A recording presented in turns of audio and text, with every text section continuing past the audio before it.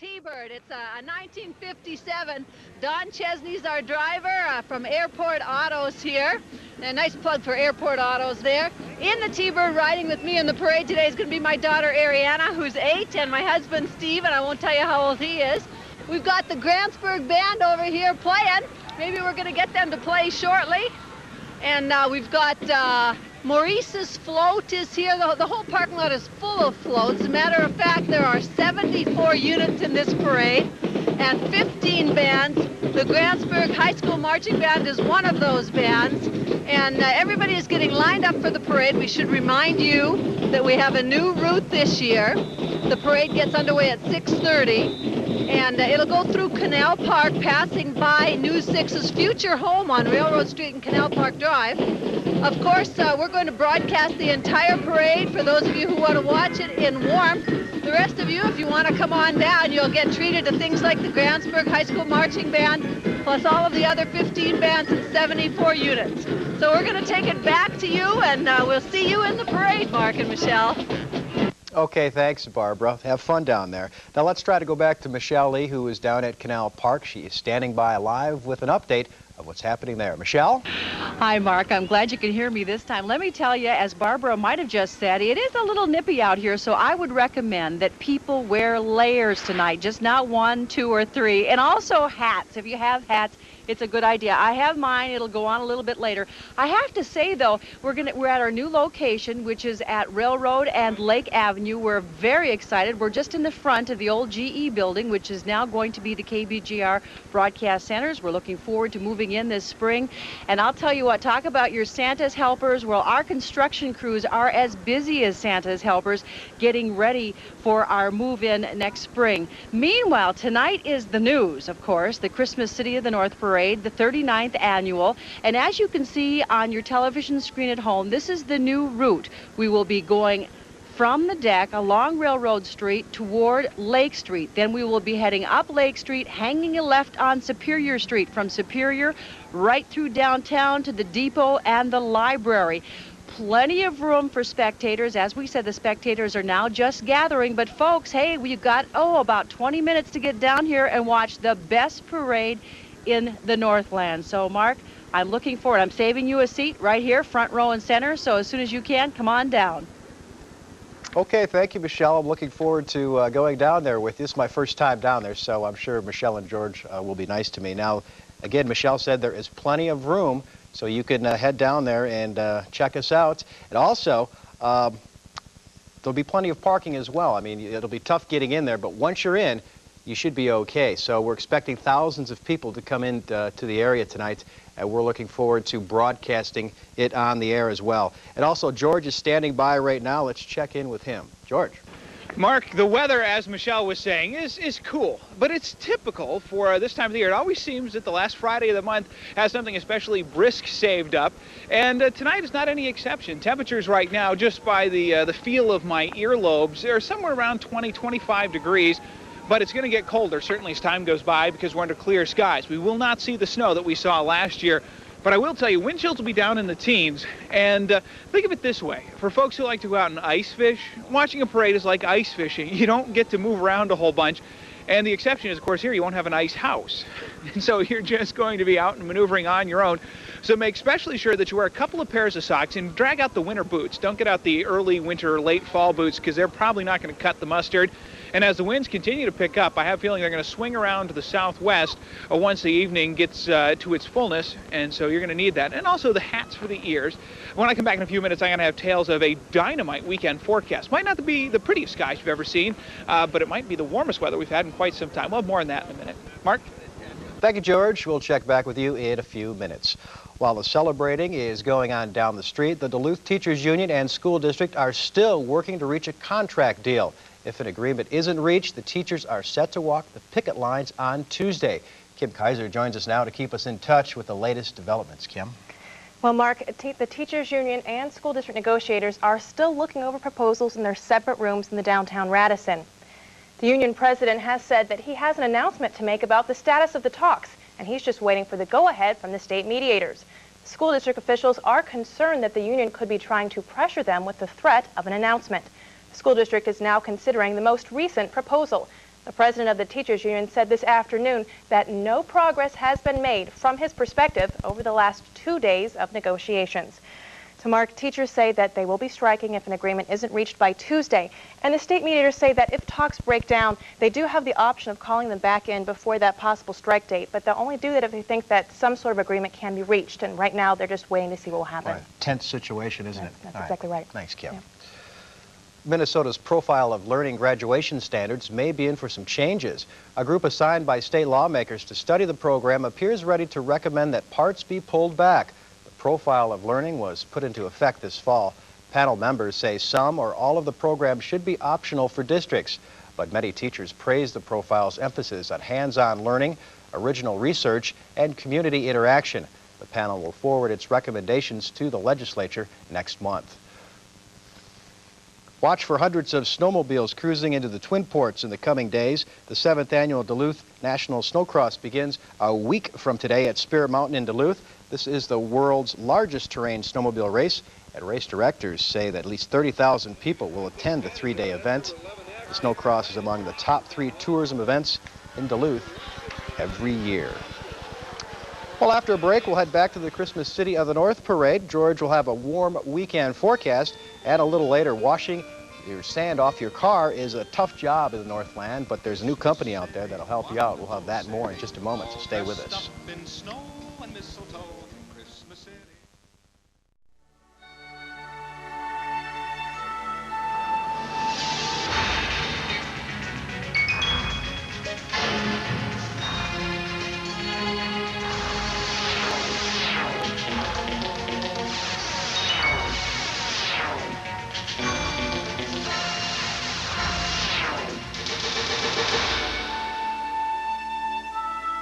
Minnesota Power. Sleep well. It's an explosive idea. Dynamite Dice at Black Bear Casino, and they'll be rolling every Saturday night at 10:30. Come to Black Bear and get in on the fun. With 9 ways to qualify, you could be one of the 10 lucky winners to roll the big dice on Saturday night. Winning big is easy because when you roll the dice, every dot is worth $100. That means you can win up to $1,200 with one roll. So get to you-know-where and get rolling. Dynamite Dice this Saturday and every Saturday at 10:30 p.m. at your Total Entertainment Place. Black Bear Casino. George Kessler's weather is certified by the American Meteorological Society. It's a little brisk around the Northland, but other than that, it's just a spectacular evening. It's a Friday. People are in a festive mood, and we have the show to deliver for them. Now, before I forget, Mark, if you're listening, Mark, pay attention here. Anchors sometimes nod off during the weather. Bring a box of Kleenex with you when you come down. It's a little cold, and Michelle and I are requesting that you do so. Okay, there, enough for the housekeeping. Now we'll move on with the wonderful world of weather. It's cold out here. Now, if you take a look at the current temperature, it's going to be like a little fib, because it says it's 27, but I had to set that before I left the office this afternoon. The computer has been woefully unattended. I have a feeling current temperature's down to about 22 degrees here. Winds out of the northwest today. The northwesterly direction is continuing. We are somewhat shielded along the parade route by the buildings, but every now and again, they tend to funnel the wind. Pressure is rising. It's going to be a nice, quiet weekend. Numbers, 14 degrees. That was the best they could do for a high over in Grand Forks. They picked up 13 inches of snow with that last storm, and it was cold overnight. Same story, International Falls. Again, lots of fresh snow. International Falls, North Home, Little Fork. You guys, not buried, but certainly have plenty on the ground considering the time of year. As you head to the south and to the east, away from where the snowpack is, of course, the temperatures come way up. 30 in the cities, also 30 in Hayward. The wider view, the whole continent. And there is a supply of cold air up in Canada, but it's not enormous. I mean, we have cold air, but it's pretty garden variety cold air. It's certainly nothing Arctic. And the biggest thing on this map is notice how warm it is all the way up the northwestern coast, all the way up to like Juneau and places like that. The winds are coming strongly in off the water, and that's a very moderate direction. And that's going to continue over the next few days. In fact, it's probably going to continue right on into Thanksgiving, or at least the first half of the travel part of Thanksgiving. Let's get rid of the temperatures. We'll put in the clouds, and we'll roll them into motion. Watch the steady stream of moisture coming in from the Pacific Northwest. A little snow in the mountains. A little, who am I kidding? A lot of snow in the mountains, a lot of rain in the valleys. Could hear about flooding coming out of there in the next day or two. Some of that moisture will attempt to limp over the mountains and come get us, but it's not going to be a big deal. I mean, we could be seeing some rain showers, not even snow showers. Get that on Saturday night into Sunday up around North Home, Little Fork, Fort Francis. Looking underneath the satellite picture, radar quiet in the middle part of the nation. If you watch quickly at the beginning, you will see the snow that we had around earlier today. Snowfall amounts range from about ½ an inch away from the lake to 2½ inches in Port Wing, right along the south shore. Just a little convergence line, just a last present from that storm leaving. But it was vampire snow. It was really fluffy. It was like air-popped snow. And the second the sun hit, a lot of it went away, and just leaving behind that spectacularly sunny day that we had. Now, speaking of spectacularly sunny, I don't know if tomorrow's going to be spectacular, but we'll roll these forecast maps into motion as we have large trucks driving wildly through the parade route. Okie dokie. Oh, well, tonight we'll put these forecast maps into motion, and we'll see the high pressure moving away. Once it gets to our east, the winds will shift. They'll go calm as the axis of the high pressure goes over top of our head. Then the second it goes past us, winds will start to swing around to the southwest. Saturday into Sunday, those winds are going to be quite strong. We could be talking about 30-mile-an-hour gusts or maybe even higher, especially in western Minnesota, and that's going to be enough to push temperatures into the middle 40s. I'm not sure if we'll quite make the middle 40s everywhere across our region, but it's certainly going to be enough to get your attention and also gobble up some snow. Here's your forecast. For the overnight hours, we'll call it chilly. 9 in Orr, 12 over in Beauvais. I wouldn't be shocked if a few areas saw 0 with the clear skies, especially where you have that thick snow cover.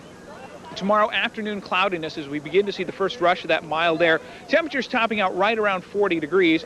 And going ahead to Sunday, well, temperatures, I'm going to call it middle 40s because I'm an optimist by nature and I'm often accused of cheering on the snow, so I'll cheer upon the mild. For now, the 5-day forecast, cover your eyes, snow lovers. I don't have a single snowflake on there. I have a few raindrops from time to time. Weak storm systems will be passing through the region. It's not something that's going to be disastrous to the snowpack way up north, but the warm temperatures could lead to pretty grainy surfaces. Mark, I'm going to send it back to you, but remember, bring a box of Kleenex. We'll be your friends for a long time if you do it. Okay, I've written that down, George, so don't worry. I'll have it for you. Warmer weather this weekend will mean messy streets and dirty cars across the Northland.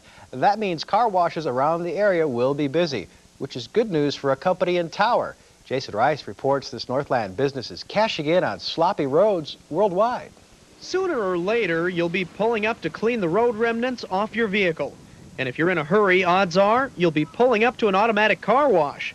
Odds are also good that your car's being cleaned by a machine made in northern Minnesota. It's designed out of very common off-the-shelf parts, and it's the fastest machine in the industry. It will clean a car faster than any other touch-free machine in the industry. Steve Kerr runs the Power Rain manufacturing facility in Tower. 22 employees, lots of power tools, and lots of product testing. Seems appropriate that an area known for sandy, salty slush would develop high-tech ways to clean cars. We ship all over the world. We have machines in Europe, we have machines in the Pacific Rim, and all over the United States. What the Power Rain Company of Tower is so proud of is that their car wash, they say, is the fastest one out there. A deluxe wash package takes about 3 minutes to give your vehicle a new image. Power Rain workers say they enjoy what they do, plus free car washes are one of the company perks. It's very nice that a company like Power Rain offers local people the opportunity to work close to home. They turn out an average of 4 machines a week, and they use local suppliers for most of their manufacturing materials. And as long as cars keep getting gritty, these Northlanders say they've got job security. In Tower, Jason Rice, News 6. Power Rain touch-free car washing systems are in such hot demand, they've got a waiting list for their machines.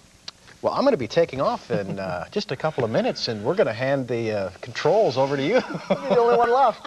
That's all right. That's all right. I know you have to do a job on the parade, and in honor of that, I got my Santa tie tonight. It's very nice. Yeah, a lot to talk about today. Very busy day in sports. A couple of Northland teams taking part in the state football semifinals at the Metrodome. We'll have all the scores and all the highlights. Of course, Packer Viking Mania. Oh, yeah. I'm looking forward to that. All that and more. Mark's going to get out of here. We'll have sports when we come back.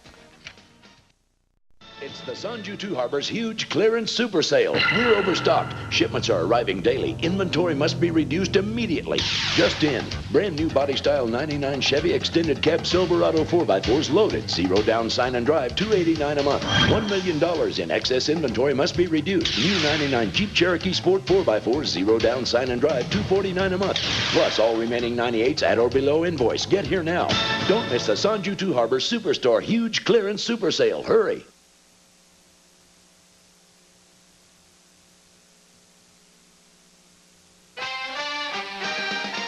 And now, sports with Tom Hansen. Lots of sports, so little time, so let's get right to it. The Metrodome has been a home away from home for the Cromwell Cardinals, marking their 4th straight year that they've played under the roof. They were runner-ups last year, state champs in '95 and '96. Today they face Stephen Argyle in the state semifinals. Cardinals wasted no time this morning, setting the pace of the game right away as Craig Vermouth took the handoff from quarterback Danny Nyberg, runs 47 yards for the score, 6-0 lead. Then later in the first, Mason Hansen would get the call out of the backfield for the 2-yard touchdown, and the Cards were up 12-0. The Cardinals would not stop there. In the waning minutes of the first half, Nyberg would take it in from 1 yard out to give the Cardinals the 20-0 lead. With the help of a great defensive effort, Cromwell went on to take this game over the Storm. Final 26-15. The Cardinals are headed to another Prep Bowl final. Well, we're known for quick starts. It was just our little hard dive. We ran it left, then ran it right, and got a touchdown out of it, and missed the darn 2-point, but I guess it got our guys going. Yeah, we can play these guys. The first half was the most important part of the game. The second half, we kind of sucked it up. We had a lot of turnovers. I myself fumbled twice, I think, but the line really got the job done, and we're going to Prep Bowl 98. In Class A, the Cook County Vikings are the defending state champs. This morning they face Browerville in the semis. The Vikings getting fired up in the first half. The Vikings trailing by 8. Richard Bonin takes the handoff, finds the hole, takes it in from 33 yards out. The conversion is good and the game is tied at 8. Then in the second quarter, Todd Jarvis would be the difference with a 4-yard run to make it 15-8. That was how it would end as the Vikings remain undefeated on the year. The difference in this game was several defensive plays and a great defensive play in the fourth quarter. Well, we knew that they were going to go on us. It was 4th down. They had to throw the ball. We knew they were going to throw at us. All we had to do was stop, and we had the game. Just drop back and knew it was coming to them. That's it. We told it all. We played a heck of defense at the end of the game, and we just hope we keep it up all next week. I don't mind this one bit. The biggest thing is how we're going to spend our time here at Thanksgiving. We got to be thankful to somebody, and hopefully we can get all the parents and the kids together and just have a great holiday. And Cook County will face Adrian on Friday in a rematch of last year's state championship game. The Vikings took the Class A title with a 13-12 win over the Dragons in Prep Bowl 97. In college hockey, UWS will host Eau Claire tonight. St. Scholastica will be at St. Olaf, and the UMD Bulldogs will have a home-and-home series with St. Cloud. Tonight in St. Cloud, tomorrow at the Deck. It was the Huskies that bounced the Bulldogs out of the playoffs last year. Oh yeah, we remember, in the back of our mind. It's not really in the front of our minds. We're just looking to capitalize on what we did last weekend and hopefully just continue into this weekend. We know they've been struggling as well. No, that was a tough way to end the season when, scoring one late in regulation and then one late in overtime. And we haven't forgotten that too easily, and now we got to go up there Friday night and hopefully take a couple from them. Also, UMD will honor the 1983-84 hockey team prior to tomorrow's game at the Deck. It's the 15th anniversary of their NCAA championship game against Bowling Green. Norm McIver will take time out of his IHL schedule to be there. And of course, Sunday's Packers-Vikings game could mark the last time Mike Holmgren coaches Green Bay in Minneapolis. General Manager Ron Wolf says the chances that Mike Holmgren will be around next season aren't good. We'll have Border Battle 2 starting at noon on Sunday right here on News 6. If I'm Coach Green, why tell you guys, look, we got to win this ball game. You want to win it, obviously, and they'll come out and play their best football. But if they lose that game, I know what he's thinking. He doesn't want them to think, well, it's over.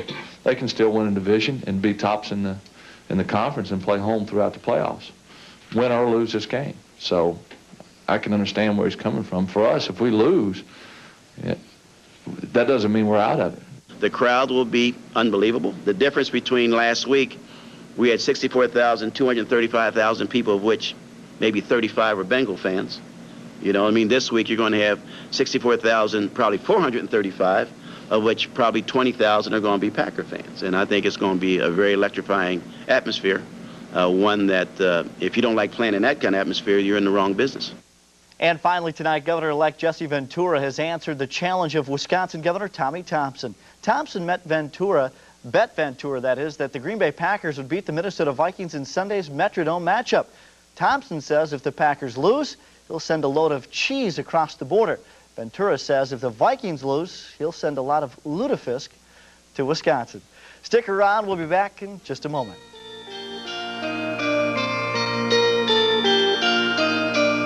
Christmas City, wonderful city, all dressed up in snow and mistletoe. Christmas City, wonderful city, come this Christmas to the Christmas City I'll go. I've been in pediatrics before because I had the hives, I had calamine, I had popsicles. I got to watch videos there and it was lots of fun. Doctors help you get better. They get the medicine and take care of them. Doctors take care of us. Actually, no, I do not know what a hospital is. She was in the hospital for a long time, and it was St. Luke's, and it's a very good hospital to go to. Welcome back, folks. We're getting ready for our Christmas City of the North Parade, the 39th annual. George Kessler's with me. He has a last weather report for us. Yeah, we're just going to let people know if they're heading on out to the parade. It's cool. I mean, come on, it's the end of November, and we live in northern Minnesota and northern Wisconsin or southern Ontario, all well-known cold places. So dress appropriately. We've seen literally almost every age group coming past, and all of them have been dressed in the hardiest of Northland best. Take a look. We have also, I see a spaniel across the road. This is going to be a lively day. Anyway, the 5-day forecast is cold as it is now, or at least cool. I want to call it cold because we don't want to give Mallory the wrong impression. He is on his way. We don't want him to turn around. Anyway, Sunday and Monday, look at those high temperatures getting up there into the 40s. That's almost staggering by Northland standards. And then as we take a quick look at our parade forecast, a bundle up. The winds, more than anything else, as is always the case, will be getting your attention most of all. Chills down in the single digits above zero, although if we get a puffy gust, we might be talking more about single digits below zero. But it's something we've all experienced before and helps to add to that festive holiday atmosphere, which I'm starting to get into, Michelle, by the way. You said tingling digits? No, I said single digits. Oh, well, I was folks, just chewing on my own tongue while I was saying it. If you're coming down, make sure you wear your layers and your mitts and your choppers and everything else. Well, there's people across the street brought their own handy dog. One dog, two dog night. This is apparently a one dog parade. Exactly. Actually, I think we have some Newfoundlands in this too. I know. I can't wait. That's my favorite. I know. You event always of the hog parade. Newfoundland stuff. I know it. Well, folks, it's time to say goodbye for News 6 at 6, but please stay tuned because the 39th annual Christmas City of the North Parade is coming your way in just minutes. 3 short minutes.